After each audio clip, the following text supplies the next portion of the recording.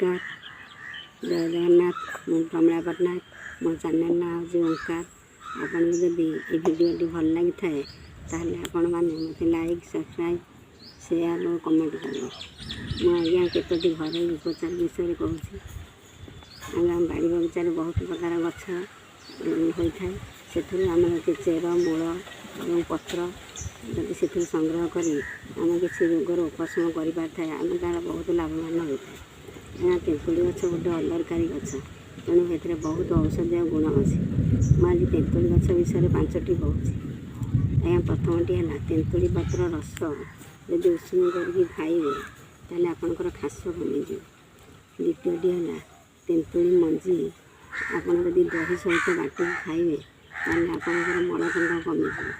आज्ञा तृतीयटी है तेंतुली मंजी सिझाई चोपा छड़ा चोबे खाइबे ताले आपनकर परिस्रा पड़ा कमिज।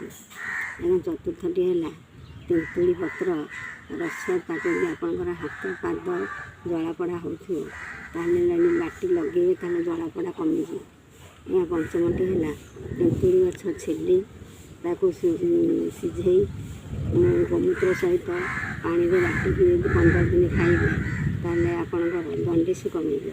आज्ञा रही नमस्कार जय जगन्नाथ।